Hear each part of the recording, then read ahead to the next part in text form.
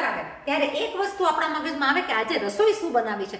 તમને ખબર છે શનિવાર અને રવિવારની રસોઈ એકદમ સહેલી શું બને, જેનાથી પેટ પણ ભરાય, બધા વેજીટેબલ્સ એની અંદર જાય. હું બનાવતી હોઉં છું હાલતા આ વસ્તુ. ચાલો તમને હું બતાવું કઈ વસ્તુ છે.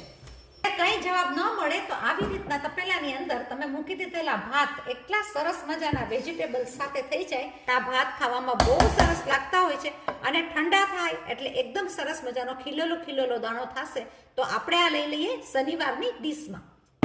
ભાત, વટાણા ભાત જે પણ કયો હોય, આને ડબ્બામાં ભરવામાં પણ પેટ ભરાઈ જાય અને જમવામાં પણ બહુ જ સરસ લાગે. ખાવામાં બહુ સ્વાદિષ્ટ લાગતા. તીખા જોતા હોય તો મરચાના કટકા, મરચાની ભૂકી નાખીને તીખા પણ બનાવી શકાય. સાથે લઈ લેશું ગરમા ગરમ કઢી.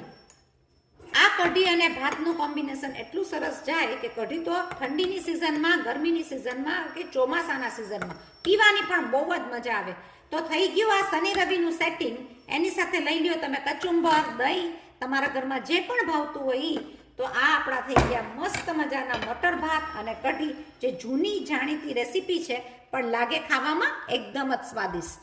માનો છો કે નહીં? મારી ચેનલને લાઈક કરો, સબસ્ક્રાઇબ કરો, શેર કરો, ફોરવર્ડ કરો. આવી બધી રેસીપી મારી ચેનલમાં તમને બહુ જ જોવા મળશે.